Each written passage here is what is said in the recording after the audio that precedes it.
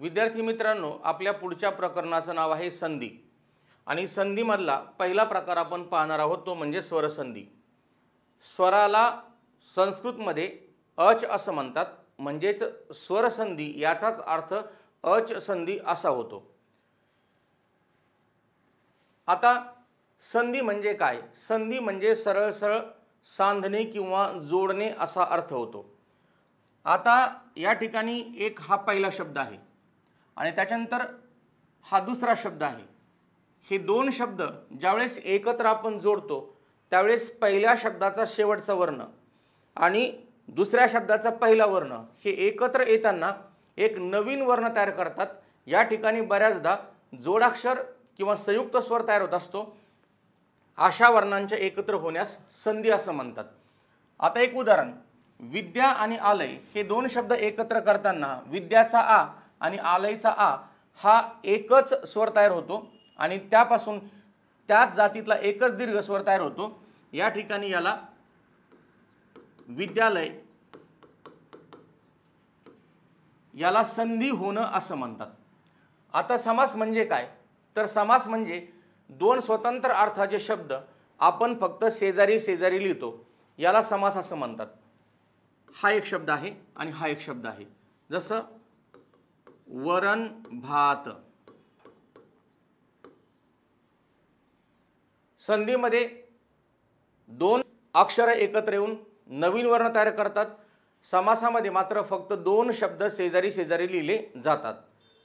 संधी जोड शब्द तयार करताना पहिल्या शब्दातील शेवटचा वर्ण व दुसऱ्या शब्दातील पहिला वर्ण हे एकमेकात मिसळतात व त्या दोहोंबद्दल एकच वर्ण तयार होतो। वर्णांच्या अशा एकत्र होण्याच्या प्रकारास संधी असे म्हणतात। संधीचा सरळ सरळ अर्थ सांधणे किंवा जोडणे असा होतो। लक्षात ठेवा, ही व्याख्या तुम्ही प्रकर्षाने लक्षात ठेवायची आहे। संधी म्हणजे काय? सांधणे किंवा जोडणे। ही वरची सगळी माहिती संधीच्या व्याख्येमध्ये द्यायची नाही। हे जे लाल अक्षरामध्ये या ठिकाणी दिले ती संधीची व्याख्या आहे। संधी हा प्रकार प्रामुख्याने संस्कृतमध्ये आढळतो, हा महत्त्वाचा मुद्दा आहे। याच्यावरती काही प्रश्न आलेले नाही अजून, परंतु प्रश्न येण्याची शक्यता आहे। संधी हा प्रकार मराठीमध्ये कोणत्या भाषेतून आलेला आहे? तर तो सरळ सरळ संस्कृतमधून आलेला आहे, मराठीमध्ये संधी नाही। आणि ज्या काही आपण संधी करून ठेवल्यात त्यांचं पूर्णपणे घोटाळे घालून ठेवलेत आपण। जसं गेली अधिक आहे, गेली य, गेली हे, आपल्या मताप्रमाणे जसं वाटेल तसं आपण बोललेलो आहे। मराठी शब्दांच्या संधी होताना विशिष्ट असे नियम पाळलेले नाहीत, याच्यावरती मात्र प्रश्न विचारलेला आहे। मराठीमध्ये संधी होताना मराठी शब्दांच्या बाबतीमध्ये आपण कोणतेच नियम पाळलेले नाहीत। संधीमध्ये एकत्र येणाऱ्या पदांपैकी पहिल्या पदातील शेवटचा वर्ण व दुसऱ्या पदातील पहिला वर्ण एकत्र येऊन दोन्हीबद्दल एकच वर्ण तयार होतो। समासात मात्र दोन शब्द फक्त शेजारी शेजारी लिहिले जातात। सामासिक शब्द आई वडील आणि संधी सूर्योदय, याच्यामध्ये सूर्य अधिक उदय, सूर्याचा अ आणि उदयचा उ हे दोन्ही गायब होतात आणि त्या ठिकाणी ओ तयार होतो। म्हणून अशा प्रकारे दोन वर्ण एकत्र येऊन नवीन वर्णाची निर्मिती करतात, यालाच संधी असं म्हणतात। संधीचे प्रकार पडतात तीन। आता हे तीन प्रकार कोणकोणते आहेत? तर स्वरसंधी। मग स्वरसंधी म्हणजे काय? तर स्वरसंधीमध्ये दोन स्वर एकत्र येतात। त्यानंतर व्यंजन संधी, व्यंजन संधीला दुसरं नाव आहे हल, त्याप्रमाणे स्वरसंधीला इथं नाव आहे अच। म्हणजे अच संधी म्हणजे स्वरसंधी आणि हल संधी म्हणजेच व्यंजन संधी।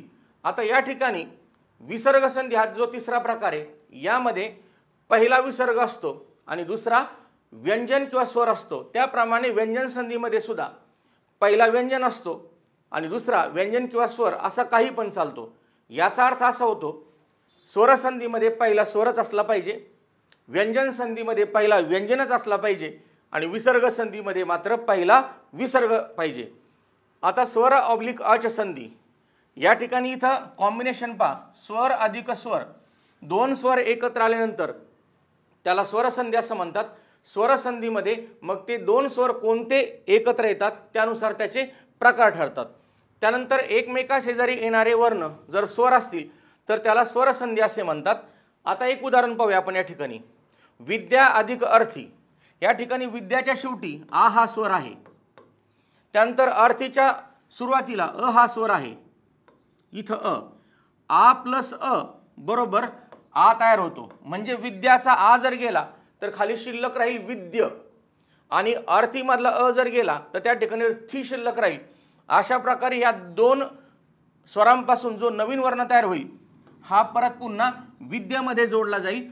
मग अशा प्रकारे विद्यार्थी होईल आ अधिक अ बरोबर आ विद्यार्थी। देव अधिक आलय बरोबर देवालय।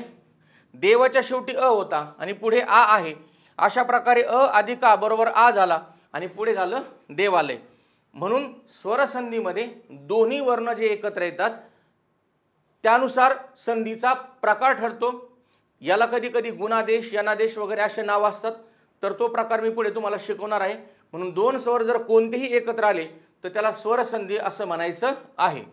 पुढची आपली संधी आहे व्यंजन संधी। व्यंजन संधीला दुसरं नाव आहे हल संधी। व्यंजनाला संस्कृतमध्ये हल असं म्हणतात। याच्यामध्ये दोन वर्ण कोणते एकत्र येतात त्यातला पहिला वर्ण पाहिजे व्यंजन आणि दुसरा व्यंजन किंवा स्वर असा कोणताही चालतो। म्हणजे व्यंजन अधिक व्यंजन किंवा व्यंजन किंवा स्वर अशा प्रकारे हे कॉम्बिनेशन असतं। जवळ येणाऱ्या वर्णांपैकी पहिले व्यंजन व दुसरे व्यंजन किंवा स्वर एकत्र आले तर त्याला व्यंजन संधी असं म्हणतात। उदाहरण सत अधिक आचार। मग या ठिकाणी इथं हा जो त आहे त व्यंजन आहे आणि पुढं आ आलाय, मग त अधिक आ तर पुढं झालंय दा। आता विद्यार्थी विचारतील की त चा द आपोआप झालाय कसा? हा नियम आहे आणि तुम्हाला एकच सांगून ठेवतो, संधी हा प्रकार नियमांच्या बाहेर नाही। प्रत्येक संधीला स्वतःचा वैयक्तिक नियम असतो। जर तुम्ही अंदाजे डोकं लावण्याचा प्रयत्न केला मराठीसारखं तर ते इथं चालत नसतं। संधी हा प्रकार नियमानुसार होतो। आणखी एक विशेष बाब सांगतो, इकडे दोन स्वर एकत्र येताना त्यांच्यापासून जे नवीन स्वर तयार होतात यांचे नियम वेगळे आहेत, परंतु संधीमध्ये जर दोन स्वर एकत्र आले तर त्यांच्यापासून जे नवीन स्वर तयार होतात त्यांचे नियम वेगळे आहेत। म्हणून सत अधिक आचार सदाचार। मग त च्या पुढे आ आला तर त्या ठिकाणी त चा द होतो, द अधिक आ बरोबर दा सदाचार अशी ही व्यंजन संधी आहे। षट अधिक रिपू ट अधिक र बरोबर ड्र पुढे झालं षड्रिपू। आता तुमचा असा समज होईल की या ठिकाणी ट च्या पुढे र आला तर या ठिकाणी ड्र कसं काय झालं, तर ट चा जो बदल आहे तो ड कसा होतो तो नियमात मी तुम्हाला सांगणार आहे। म्हणून ट च्या ठिकाणी ड येईल आणि ड अधिक र बरोबर ड्र होईल, म्हणून षड्रिपू अशी संधी होईल। विसर्ग संधी। विसर्ग हा पहिला पाहिजे, नंतर व्यंजन किंवा स्वर काही पण चालेल। म्हणून विसर्ग संधीमध्ये पहिला विसर्ग, नंतर व्यंजन किंवा स्वर काही पण चालेल। एकत्र येणाऱ्या वर्णातील पहिला वर्ण विसर्ग व दुसरा व्यंजन किंवा स्वर असेल तर त्याला विसर्ग संधी असं म्हणतात। उदाहरण पहा, नि अधिक अंतर। या ठिकाणी इथं विसर्ग घेतलाय, इकडे अ आहे। आता विसर्गाच्या पुढे अ आलंय, या विसर्गाचा र होतो आणि र अधिक अ बरोबर र होतं, म्हणून या ठिकाणी निरंतर अशी संधी होते। आता विसर्गाचा र का झाला हे नियमात तुम्हाला सांगणार आहे। दु अधिक जन विसर्ग अधिक ज। या ठिकाणी विसर्गाचा परत पुन्हा र झाला, परत ज मिसळला, आधी र आहे म्हणून तो रफाराच्या स्वरूपात ज वरती गेला, म्हणून दुर्जन अशी संधी झाली आहे। तर या ठिकाणी आपण संधीचे तीन प्रकार पाहिलेत। आता आपल्याला पाहिजे पुढची स्वरसंधी। स्वरसंधीचा पहिला नियम आहे दीर्घत्व संधी आणि दीर्घत्व संधीमध्ये एक महत्त्वाचा मुद्दा लक्षात ठेवायचा आहे की दोन सजातीय स्वर एकत्र येतात आणि त्यांच्यापासून एकच दीर्घ स्वर तयार होतो। आणि दीर्घ स्वर कोणकोणते ते पहा, या ठिकाणी आ ई आणि उ। म्हणजे हा आहे काना, ही आहे दुसरी वेलांटी आणि हा आहे दुसरा उकार। अशा प्रकारे दोन सजातीय स्वर जर एकत्र आले तर त्यांच्यापासून एकच दीर्घ स्वर तयार होतो। अशा दोन स्वर एकत्र येऊन दीर्घत्व संधी होण्याला दीर्घत्व संधी असं म्हणतात। दोन सजातीय स्वर लागोपाठ आल्यास त्या दोन्ही बद्दल त्याच जातीतील एकच दीर्घ स्वर तयार होतो, याला दीर्घत्व संधी असं म्हणतात। समजा अ किंवा आ नंतर परत पुन्हा अ किंवा आ आला तर हे सजातीय स्वर झाले। सजातीय स्वर एकत्र आले की ते त्याच जातीतला दीर्घ स्वर तयार करत असतात।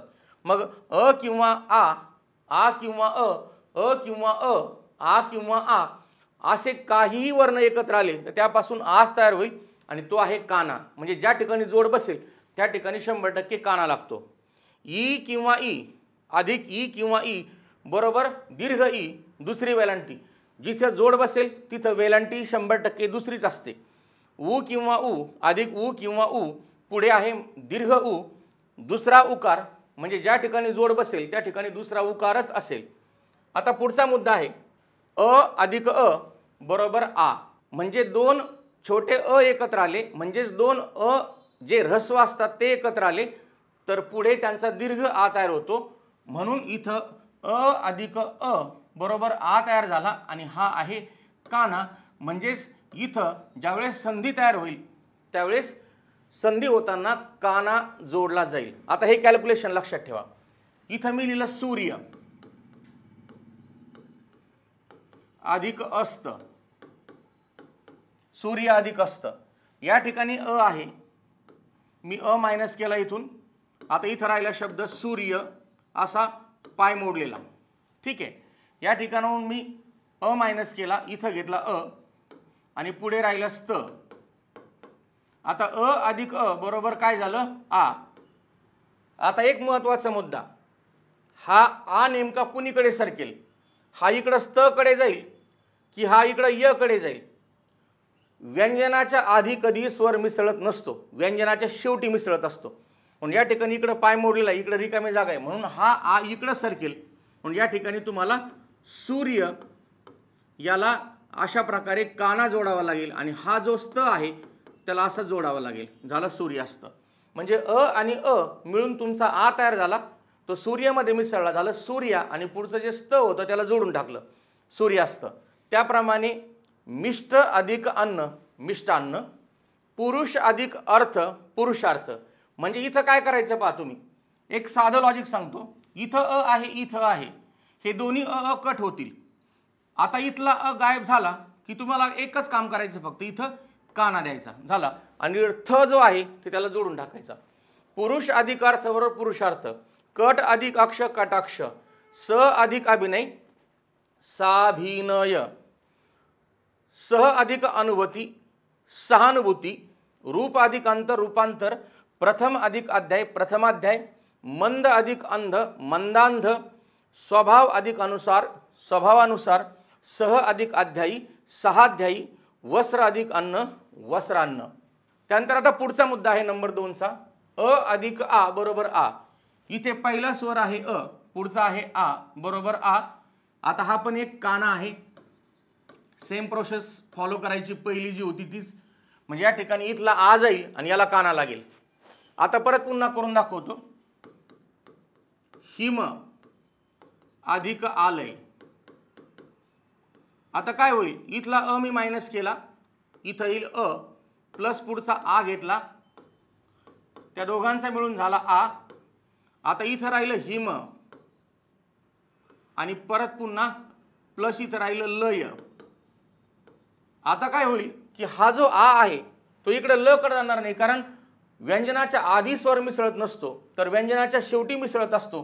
म्हणून हा जो आ आहे तो इकडे हिम कडे जाईल. म्हणून हिम अधिक लय, याच्यामध्ये हिमा होईल इथं आणि पुढं लय याच्यात मिसळलं तर याचं होईल हिमालय. त्याप्रमाणे देव अधिक आलय देवालय, फल अधिक आहार फलाहार, अनाथ अधिक आश्रम अनाथाश्रम, गोल अधिक आकार गोलाकार, मंत्र अधिक आलय मंत्रालय. इथं थोडासा गोंधळ होण्यास शक्यता आहे. एकदा संधी विचारली होती, आधुनिक संधी तुम्ही कशी कराल त्याची, किंवा विग्रह कसा कराल.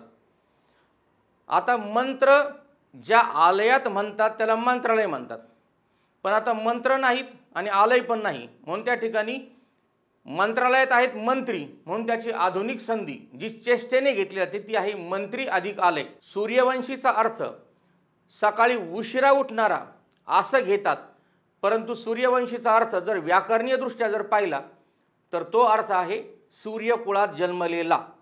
त्याप्रमाणे इथं मंत्र अधिक आलय ही खरी संधी आहे, मंत्री अधिक आलय ही संधी मात्र आपल्या मनाने लोकांनी तिचा चेष्टेने घेतलेला अर्थ आहे. शिशिर अधिक आगमन शिशिरागमन, सिंह अधिक आसन सिंहासन, धन अधिक आदेश धनादेश, जन अधिक आदेश जनादेश, दुःख अधिक अर्थ दुःखार्थ, नील अधिक आकाश नीलाकाश, कार्य अधिक आरंभ कार्यारंभ, धर्म अधिक आश्रय धर्माश्रय. आता आ अधिक अ यामध्ये सुद्धा तोच प्रश्न आहे की आ आणि अ चं काय होईल, तर इथं होईल काना, विद्या आणि अर्थी। सेम टू सेम तसेच प्रोसेस फॉलो करायची।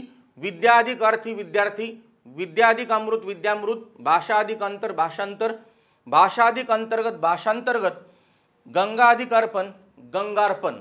आता स्वरसंधीचा पुढचा नियम, आ अधिक आ बरोबर आ, हा सुद्धा आहे इथं काना।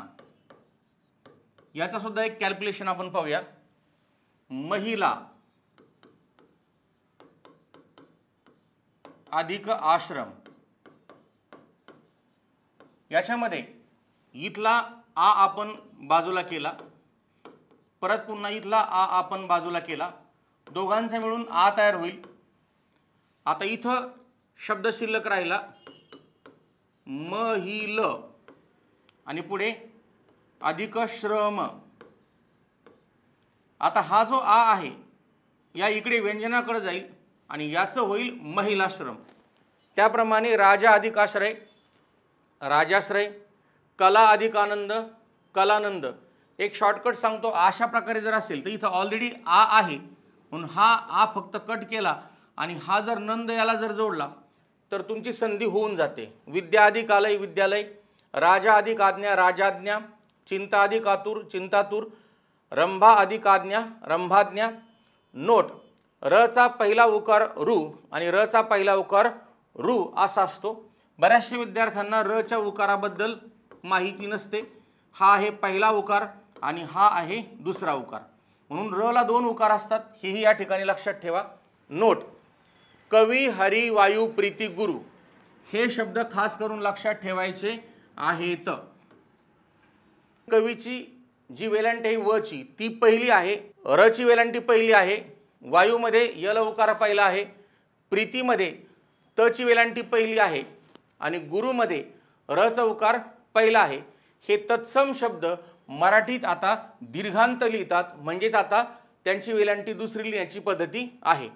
आताचे पाठीमागे संधीमध्ये थोडासा गोंधळ झाला होता, हे मराठी लिखाण आहे आणि संधी होताना मात्र संधी संस्कृत असते, म्हणून या ठिकाणी प्रीती हे असं पाहिजे होतं, परंतु संधी होताना त्यांनी मुळात विग्रहात असं दिलं होतं प्रीती। त्याच्यामुळे बऱ्याचशा विद्यार्थ्यांचं कन्फ्युजन झालं या प्रश्नामध्ये। खरं तर ते असं द्यायला पाहिजे होतं, बहुतेक महाराष्ट्रातील तमाम व्याकरणाच्या पुस्तकामध्ये प्रीती हा शब्द अशा प्रकारे लिहिलाय, तला पहिली वेलांटी असलेला, आणि विग्रह करताना मात्र आयोगाच्या प्रश्नपत्रिकेमध्ये त्यांनी अशा प्रकारचं उत्तर दिलं होतं प्रीती, तला वेलांटी दुसरी होती। आता पुढचा मुद्दा आहे ई अधिक ई बरोबर मोठी ई, म्हणजे याची आहे दुसरी वेलांटी। दुसरी वेलांटी म्हटलं तर ज्या ठिकाणी जोड बसेल त्या अक्षराला दुसरी वेलांटी येईल। मग इथं कवी अधिक इच्छा, आता परत पुन्हा कॅल्क्युलेशन, कवी अधिक इच्छा, इथं पण रस्वई आहे, पुढं पण रस्वई आहे, इथला ई आपण बाजूला केला, इथला ई आपण बाजूला केला, या ठिकाणी खाली शिल्लक राहिलं क व आणि पुढचं आहे छा। आता क व आणि हे जे छा आहे याच्यात ई आणि ई मिळून इथे मोठा ई तयार होईल, म्हणजेच दुसरी वेलांटी तयार होईल आणि ही दुसरी वेलांटी मात्र इकडे व्यंजनाकडे जाईल, म्हणून या ठिकाणी कविच्छा। कवी अधिक इच्छा कविच्छा, अभि अधिक इष्ट अभिष्ट। आता थोडक्यात एक शॉर्टकट, इथला ई गायब करायचा आणि हे जे भ आहे ह्या भ ची वेलांटी जर तुम्ही अशी दुसरी जर केली आणि ही पहिली जर कट जर केली तर त्या ठिकाणी तुमची संधी आपोआपच होऊन जाईल। मुनी अधिक इच्छा मुनिच्छा, हरी अधिक इच्छा हरिच्छा। पुढचा आहे ह्रस्व ई अधिक दीर्घ ई बरोबर दीर्घ ई, इथं पुन्हा दुसरी वेलांटी आहे गिरी अधिक ईश। साहजिकच या र ला कोणती वेलांटी पाहिजे दुसरी, आणि हा इथला ई जो दुसरा आहे प्लसच्या नंतरचा तो गायब होऊन जाईल आणि श जोडलं जाईल या पहिल्या शब्दाला। कवी अधिक ईश्वर कवीश्वर, परी अधिक इच्छा परीक्षा। हा प्रश्न 4 वेळेस परीक्षेला विचारलाय, शुद्ध शब्दामध्ये तरी विचारतात किंवा संधीला तरी विचारतात। शुद्ध शब्दामध्ये परीक्षेची वेलांटी नेहमी दुसरी असते, कारण ती संधी दीर्घत्व संधी। ई अधिक ई, मोठा ई अधिक छोटा ई, दीर्घ अधिक ह्रस्व बरोबर दीर्घ, रवी अधिक इंद्र, फक्त पुढचा ई कट करायचा आणि हा अनुस्वार व वरती ठेवायचा, झालं रवींद्र. मही अधिक इंद्र महेंद्र. कृपा करून मही अधिक इंद्रला महेंद्र म्हणू नका. ईचा ई होत असतो आणि महा अधिक इंद्रचा मात्र महेंद्र होत असतो. संधी होताना नीटनेटके शब्द लक्षात ठेवा. गोमती अधिक इच्छा गोमतीच्छा. करी अधिक इंद्र करींद्र. 8 नंबरचा पुढचा नियम आहे दीर्घ ई बरोबर दीर्घ ई. दुसरी वेलांटी इथला ई नाहीसा होईल, या ठिकाणी ऑलरेडी हला दुसरी वेलांटी. ई जर काढून जर टाकलं तर श फक्त महिला जोडायचं, महिष. मही अधिकीश बरोबर महिष. पार्वती अधिकीश पार्वतीश. रजनी अधिकीश रजनीश. त्यानंतर छोटा ऊ मोठा ऊ. रस्व दीर्घ. आता उकार कोणता येईल तर दुसरा येईल. म्हणजे समजा इथं असे जर प्रकारे जर एखादा शब्द जर असेल तर त्याला उकार मात्र दुसरा येईल. गुरु अधिक उपदेश. गुरुपदेश. या ठिकाणी हा ऊ आणि हा रचा ऊ मिळून दीर्घ रू तयार होईल, म्हणून या ठिकाणी रचा उकार मात्र दुसरा आहे. गुरुपदेश लिहिताना तुमचा रचा उकार दुसरा असला पाहिजे. भानु अधिक उदय. नचा उकार दुसरा होईल, ऊ इथून गायब होईल, भानुदय. दीर्घ ऊ ह्रस्व ऊ बरोबर दीर्घ ऊ. दुसरा उकार भू अधिक उद्धार. इथला ऊ निघून जाईल, याला दुसरा उकार ऑलरेडीच आहे म्हणून भूतधार. वधू अधिक उत्कर्ष वधुत्कर्ष. लघु अधिक उत्तरी लघुत्तरी. दीर्घ ऊ दीर्घ ऊ. भू अधिक ऊर्जा. इथला ऊ निघून जाईल, या ठिकाणी भला दुसरा उकार आहे भुर्जा. त्यानंतर रू अधिक रू बरोबर दीर्घ रू. महत्त्वाचा मुद्दा लक्षात घ्या, हा आहे ह्रस्व रू आणि हा आहे दीर्घ रू. याच्यापासून एकच शब्द आहे मातृ अधिक ऋण मातृन आणि पितृ अधिक ऋण पितृन. या ठिकाणी फक्त हा जो ऋण शब्द जोडताना तृला अशा प्रकारे हा एकाच टाईपचा शब्द आहे मातृन आणि पितृन. इथं फक्त ही संधी तयार होते. हा एवढ्याच संधीसाठी दीर्घ रू आपण मराठीमध्ये वापरतो. महत्त्वाचे मंत्र अधिक आलय बरोबर मंत्रालय. ही मूळ संस्कृत संधी प्रचलित संधी आहे. हिला संस्कृत किंवा प्रचलित संधी ही म्हणा, परंतु आधुनिक अर्थानुसार मंत्री अधिक आलय असा विग्रह केला तो, परंतु हा विग्रह नियमानुसार नाही. तो आपण असा जनरल जसा सूर्यवंशीचा अर्थ घेतो उशिरा उठणारा त्याप्रमाणे तो घेतलेला आहे. तो व्याकरणीय दृष्ट्या बरोबर नाही. आता आदेश म्हणजे काय? आदेश म्हणजे संधी होताना एका वर्णाच्या जागी दुसरा वर्ण येणे म्हणजे बदल होणे, याला आदेश असं म्हणतात. म्हणजे दोन वर्ण एकत्र येतात आणि त्या दोघांपासून एक वेगळाच नवीन वर्ण तयार होणे, याला आदेश असं म्हणतात. हा एक मुद्दा लक्षात ठेवा. याचे एकूण पुढे प्रकार आहेत गुणादेश, यनादेश आणि वृद्ध्यादेश. तर आता आपण आदेश म्हणजे काय ही व्याख्या तुम्हाला लक्षात ठेवायची. दोन वर्ण ज्यावेळेस एकत्र येतात त्यावेळेस नवीन वर्णाची निर्मिती करतात, म्हणून अशा निर्मितीला आदेश असं म्हणतात. हा स्वरसंधीच्या बाबतीतला नियम आहे. पुढे गुणादेश. अत्यंत महत्त्वाचा प्रश्न. दोन वर्ण एकत्र येऊन ए ओ अर असे बदल झाल्यास त्याला गुणादेश असं म्हणतात. समजा अ आणि आ किंवा ई आणि ई हे एकत्र जर आले म्हणजे अ आ समोर ई आलं तर त्यांच्यापासून ए तयार होतं आणि हा ए म्हणजे एक मात्रा. अ किंवा आच्या पुढे उ किंवा उ आलं तर काय तयार होतं? ओ तयार होतं. याला म्हणतात काना अधिक मात्रा. त्यानंतर अ किंवा आच्या पुढे रू जर आला तर याला म्हणतात अर. तर अर हे सामान्यपणे असं रफाराच्या स्वरूपात तुम्हाला दिसेल. म्हणजे हा जो र आहे तो र पुढच्या वर्णाकडे जातो आणि पुढे जर स्वर असेल तर तो र मध्ये मिसळतो, परंतु व्यंजन असेल तर हे शक्यतो रफाराच्या स्वरूपामध्ये वरती जात असते. लक्षात ठेवा, इथं हा महत्त्वाचा मुद्दा आहे. आता पहिला जो आदेश आहे तो आहे गुणादेश. मग गुणादेशामध्ये तुम्हाला 3 स्वर आहेत या ठिकाणी ए ओ आणि अर. आता जर मी तुम्हाला प्रश्न विचारला की दोन संधींपैकी गुणादेश संधी कोणती, तर ते लक्षात ठेवायचे. समजा मी इथं म्हटलं गणेश आणि विद्यालय, या दोन पैकी कोणती संधी गुणादेशाची आहे हे जर तुम्हाला ओळखायचं जर सांगितलं तर या ठिकाणी जोड बसलेला आहे. तर ही तुमची गणेश संधी जी आहे तर ती गुणादेश संधी आहे, कारण या ठिकाणी ए आहे आणि ए म्हणजेच काय सांगा मात्रा आहे. म्हणजे गुणादेश संधी ओळखताना तुम्ही एक मुद्दा लक्षात ठेवायचा आहे की दिलेल्या वर्णाला एक मात्रा किंवा काना आणि मात्रा किंवा जर रफार तयार होत असेल किंवा त्या ठिकाणी र मध्ये मिसळलेला स्वर असेल तर त्याला गुणादेश संधी असं म्हणतात. ए ओ अर अशा प्रकारचे जर नवीन वर्ण त्या ठिकाणी तयार झाले असतील तर त्याला गुणादेश संधी म्हणायचं. आता आपण पाहूया गुणादेश संधीची उदाहरणे. या ठिकाणी आहे अ अधिक ई बरोबर ए. मग आपण पहिलं उदाहरण घेऊया. ईश्वर अधिक इच्छा. या ठिकाणचं ई आपण खाली घेऊन टाकू, या ठिकाणचा अ आपण खाली घेऊ. अशा प्रकारे अ अधिक ई बरोबर ए तयार होईल. मग जे हे ए आहे हे छा मध्ये मिसळणार नाही, कारण एखादा स्वर व्यंजनाच्या आधी मिसळत नसतो तो नंतर मिसळत असतो. म्हणून या ठिकाणी ए इकडे जाईल र कडं आणि याला मात्रा लागेल. मग ईश्वर अधिक इच्छा बरोबर ईश्वरेच्छा. स्व अधिक इच्छा बरोबर स्वेच्छा. हा प्रश्न नीट लक्षात ठेवा, हा प्रश्न बऱ्याच झालेला आहे. लोक अधिक इच्छा बरोबर लोकेच्छा. मनुष्य अधिक इतर बरोबर मनुष्येतर. राष्ट्र अधिक इतिहास बरोबर राष्ट्रीय इतिहास. मुख अधिक इंदू बरोबर मुखेंदू.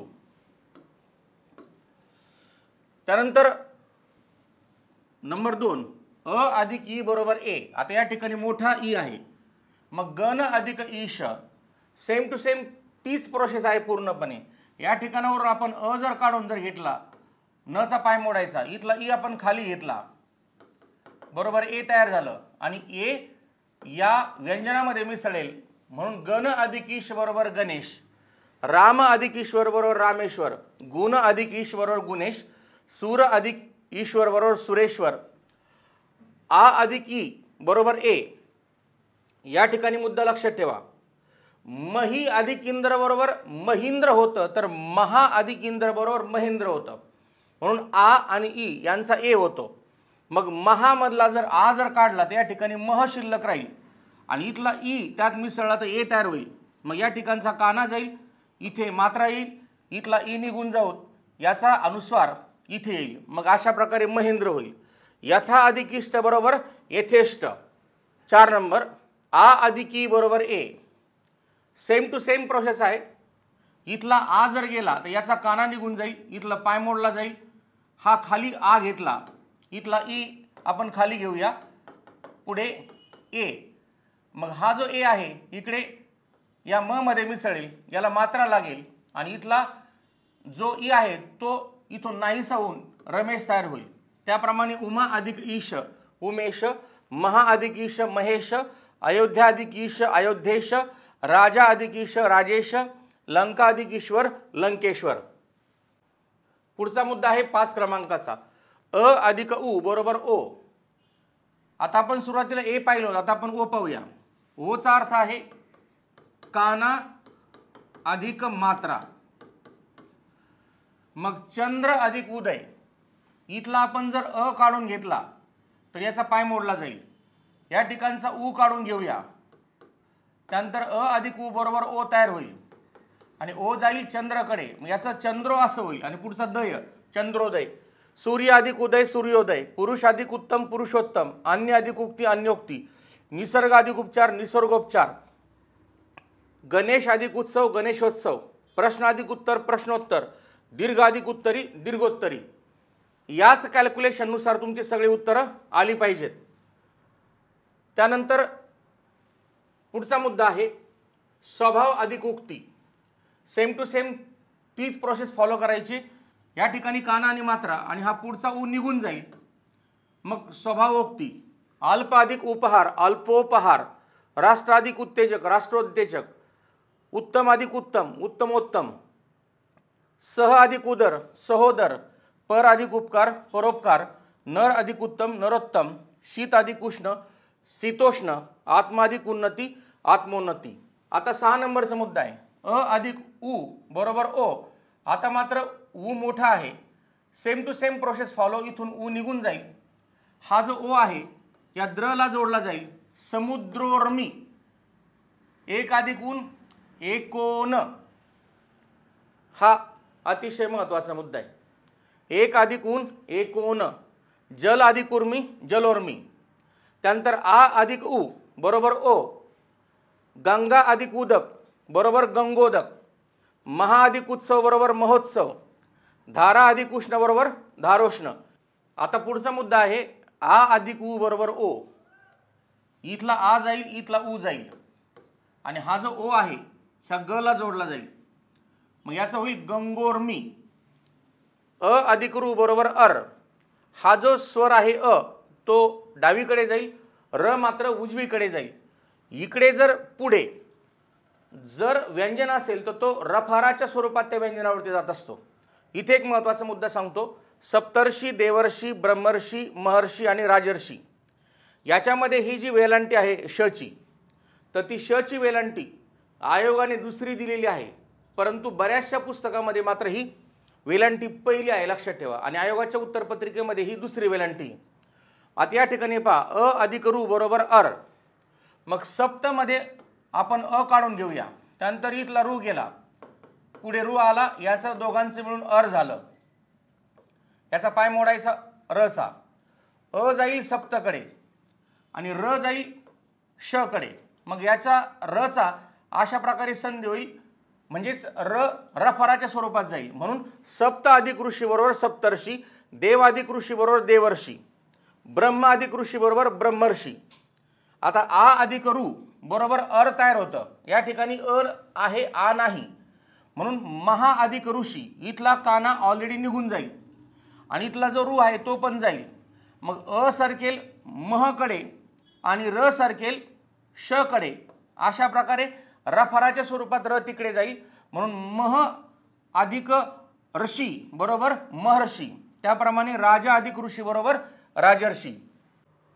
आता पुढचा प्रकार आपण पाहूया, वृद्ध्यादेश. जर खालील प्रमाणे दोन स्वर एकत्र येऊन आई आणि औ असे जर दोन स्वर तयार जर झाले तर त्याला वृद्ध्यादेश असं म्हणतात. याचा अर्थ इथं एका मात्रेची भर पडते.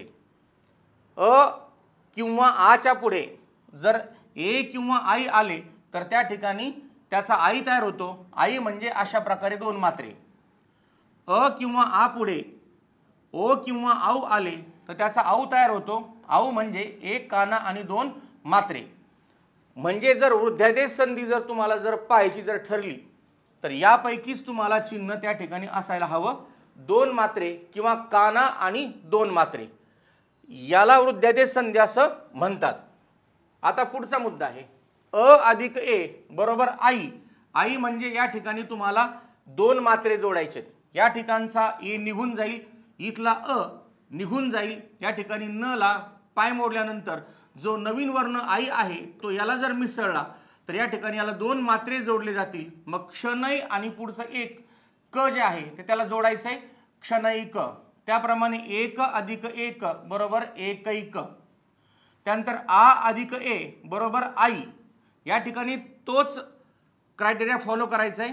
सदा अधिक एव याच्यामध्ये आ इथला निघून जाईल, द चा पाय मोडला जाईल, इथला ए निघून जाईल आणि हा जो आई आहे हा इकडे सरकेल द कडे.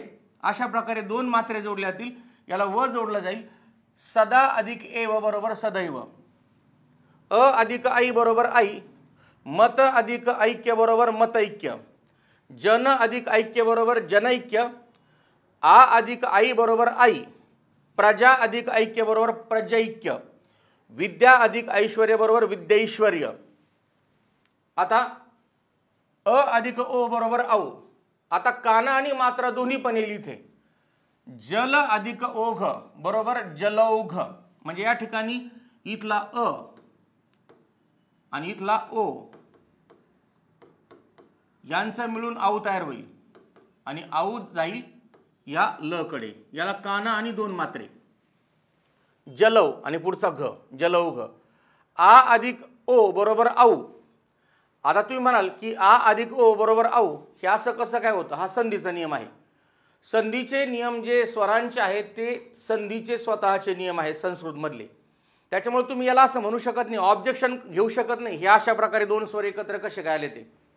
गंगा अधिक ओघ या ठिकाणचा ओ निघून जाईल, याला काना दोन मात्रे लागतील आणि पुढचा घ याला जोडला जाईल गंगौघ. त्याप्रमाणे यमुना अधिक ओघ यमुनौघ. अ अधिक औ बरोबर औ. वृक्ष अधिक औदार्य.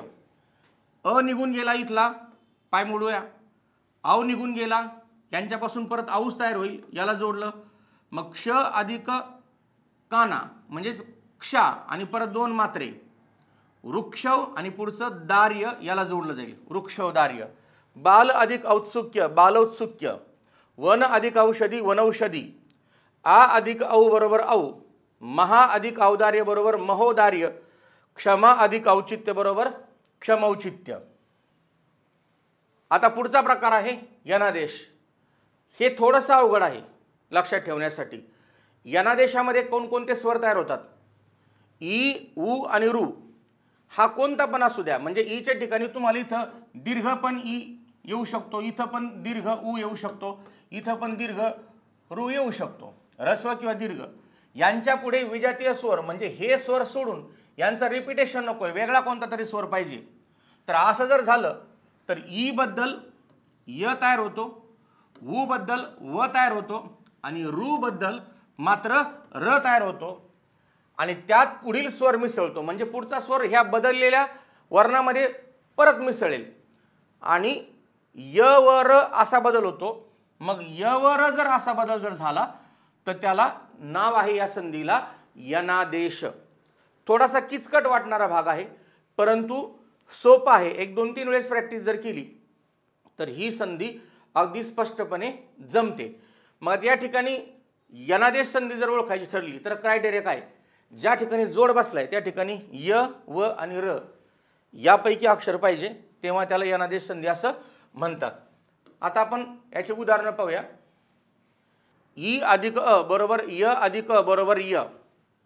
यनादेश मधला पहिला नियम यचा. प्रीती अधिक अर्थ. इथं आपण घेतलं प्रीती, पुढे अर्थ. 2019ला आत्ताच लेटेस्ट जी एक्झाम झाली त्याच्यामध्ये प्रीती अधिक अर्थ, प्रित्यर्थाची फोड करताना विग्रह करताना या तला वेलांटी दुसरी दिलेली आयोगाने. हे चुकीचं आहे, लक्षात ठेवा. तची वेलांटी पहिली, सर्वच पुस्तकामध्ये ती तची वेलांटी पहिली आहे. इथला ई आपण मायनस करूया, खाली शिल्लक राहिलं प्रीत, प्लस आपण घेतलं इथलं थ. मग याच्या पुढे आला अ, ईचा झाला य. य अधिक अ बरोबर पूर्ण स्वरूपात य. य मिसळेल त मध्ये आणि अशा प्रकारे प्रित्यर्थ ही संधी होईल. म्हणून प्रीती अधिक अर्थ बरोबर प्रित्यर्थ. इथं पण तेच. अति अधिक अल्प बरोबर अत्यल्प, अति अधिक अंत बरोबर अत्यंत, प्रति अधिक अक्ष बरोबर प्रत्यक्ष, प्रति अधिक अंतर बरोबर प्रत्यंतर आणि कोटी अधिक अवधी बरोबर कोट्यवधी. शब्द नीट का लक्षात ठेवा. परीक्षेला आतापर्यंत 4 ते 5 वेळेस आलाय शुद्ध लेखनासाठी. इथं कोट्य आहे, टला ये फक्त काना नाही, कोट्यावधी म्हणायचं नाही आणि धला वेलांटी पहिली आहे. मुद्दा लक्षात ठेवा. ई अधिक आ बरोबर य अधिक आ बरोबर या. आता याच्यामध्ये जिथं जोड बसेल त्या ठिकाणी जोडाक्षर होताना या म्हणावं लागेल तुम्हाला. इति अधिक आदी बरोबर इत्यादी. इथल्या ईचा झाला य आणि त अधिक य बरोबर त्य. पुढचा आ मिसळला. इति अधिक आदी बरोबर इत्यादी. अति अधिक आचार बरोबर अत्याचार. अति अधिक आनंद बरोबर अत्यानंद. वि अधिक आसंग बरोबर व्यासंग. म्हणजे या ठिकाणी आपण परत पुन्हा कॅल्क्युलेशन करून पाहूया. इथलं घेतलं वि आणि पुढचं घेतलं आसंग. इथला आपण ई काढून घेऊया. इथला आ घेतला, हा गेला आ, हा इथला ई खाली घेतला. या ठिकाणी वी मधला ई गेल्यानंतर हे व असं राहील, त्यानंतर पुढे संग राहील. आता ईचा झाला य, परत य अधिक आ बरोबर या आणि या सरकेल व कडे आणि व आणि याची संधी होताना ती व्या अशी होईल आणि पुढचा संघ याला जोडून टाकायचं झालं व्यासंग. त्यानंतर ई अधिक ओ बरोबर य अधिक ओ बरोबर यो. Same to same. नदी अधिक ओघ नद्योघ. ई अधिक उ बरोबर य अधिक उ बरोबर यू. याला पहिला उकार आहे. अति अधिक उत्तम बरोबर अत्युत्तम. तचा आणि यचा संधी होईल, उकार पहिला येईल अत्युत्तम. ई अधिक उ बरोबर य अधिक उ बरोबर यू. नदी अधिक उद्गम बरोबर नद्युद्गम. द आणि य ची संधी उकार पहिला नद्युद्गम. ई अधिक ए बरोबर य अधिक ए बरोबर ए. प्रति अधिक एक बरोबर प्रत्येक. आता पुन्हा एकदा कॅल्क्युलेशन करूया. प्रति अधिक एक आपण मायनस करूया ई, इथून खाली शिल्लक राहिलं प्रत, इथला ए इथं घेऊया, ईचा झाला य बरोबर य अधिक ए बरोबर ये. त्यानंतर इथला क आपण प्लस करूया, इथं ये इथं मिसळेल त मध्ये, मग प्रत यात जर ए मिसळला झालं प्रत्येक आणि पुढचं क प्रत्येक. ई अधिक ए बरोबर य अधिक ए बरोबर ए, किती अधिक एक बरोबर कित्येक. उ अधिक अ बरोबर व अधिक अ बरोबर व. या ठिकाणी आता अक्षर बदललेलं आहे. उ अधिक अ बरोबर व अधिक अ बरोबर व. मग मनु अधिक अंतर बरोबर मन्वंतर. आता हे एक कॅल्क्युलेशन आपण करून पाहूया.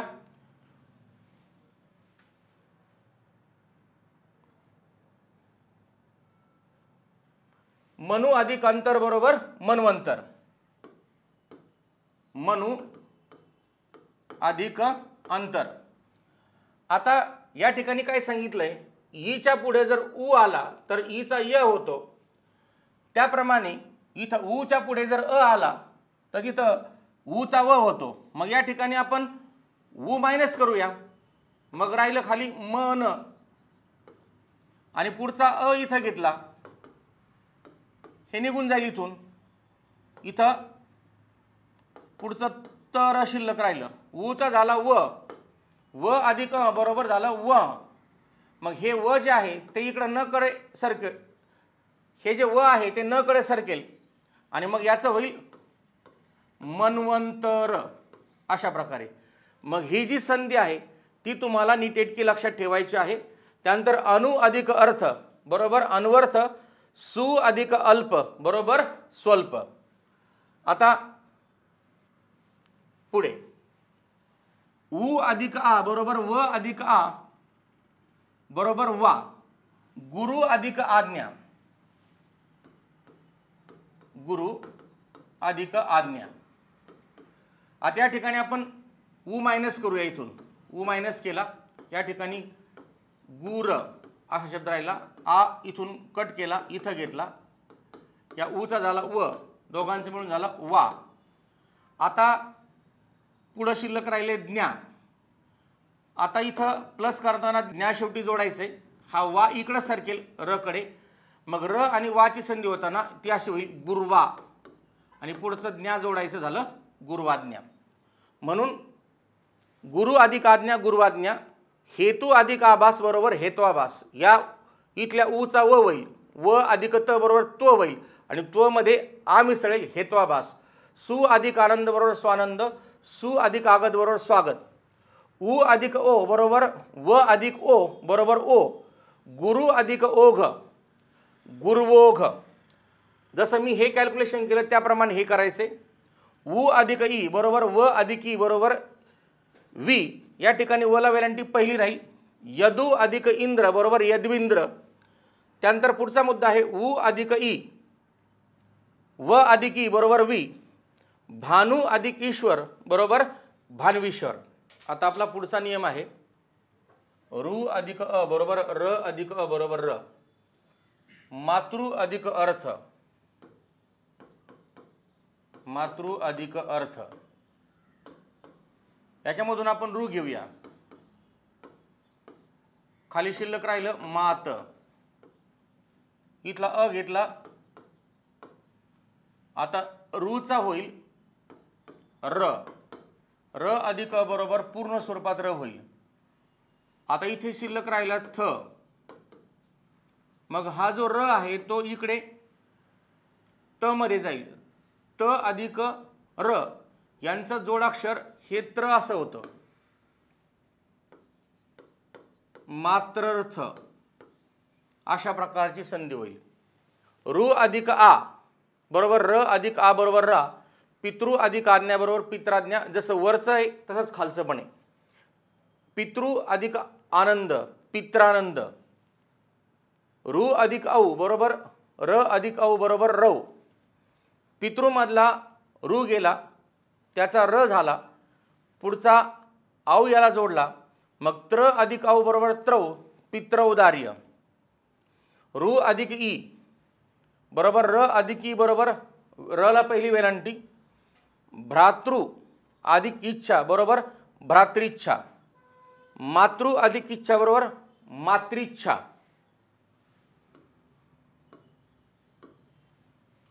आता महत्वाचे नियम. य व र ऐवजी अनुक्रमे ई उ रू असे बदल होतात तेव्हा त्याला संप्रसारण असे म्हणतात. आता एक महत्वाचा नियम लक्षात ठेवा इथे. ई उ आणि रू हा ह्रस्व किंवा दीर्घ कोणता पण असेल तरी चालेल. याच्या पुढे जर एखादा स्वर जर आला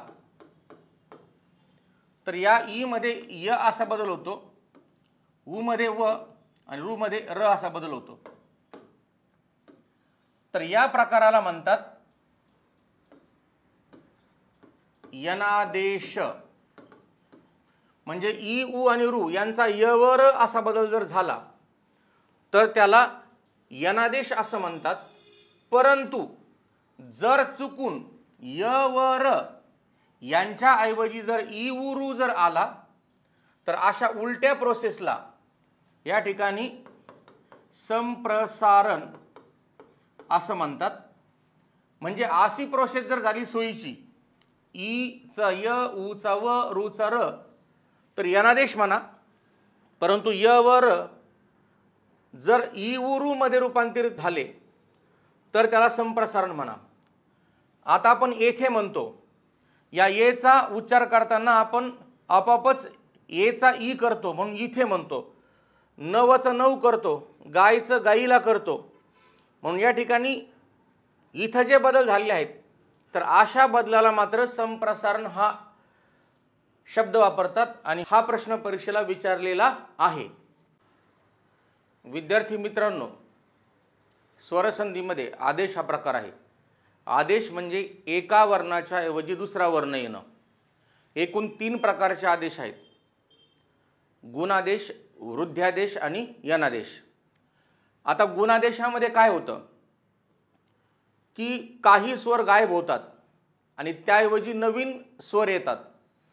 इथं ए, ओ आणि अर अशा प्रकारचे नवीन स्वर तयार जर झाले असतील तर त्याला गुणादेश असं म्हणतात. त्याप्रमाणे वृद्ध्यादेशामध्ये आई आणि औ असे स्वर तयार होतात, याला वृद्ध्यादेश म्हणतात कारण एका मात्रेची वृद्धी होत असते. यनादेश आहे ई, उ आणि रू यांच्या पुढे कोणताही जर स्वर आला तर त्या ठिकाणी त्यांचं होत असतं य, व आणि र, याला यनादेश असं म्हणतात. मग पहिल्या क्षणात अगदी नजरेने ही संधी ओळखायची कशी? गुणादेशामध्ये ए, ओ आणि अर आहे. ए म्हणजे एक मात्रा, ओ म्हणजे काना मात्रा आणि अर म्हणजे या ठिकाणी शक्यतो रफार येत असतो वरती शब्दाच्या. वृद्ध्यादेशामध्ये आई म्हणजे 2 मात्रे, औ म्हणजे काना आणि 2 मात्रे. यनादेशामध्ये य, व आणि र अशा प्रकारचे बदल होत असतात. मग समजा तुम्हाला सांगितलं की खालीलपैकी गुणादेश संधी कोणती आहे किंवा वृद्ध्यादेश किंवा यनादेश संधी कोणती आहे, तर हे तुम्हाला अगदी नजरेने ओळखता येऊ शकतं. आता हे इकडं 3 शब्द दिलेत मी, सदैव, गणेश आणि इत्यादी. तर हे कोणत्या ना कोणत्या ह्या आदेशामध्ये तयार झालेल्या संधी आहेत.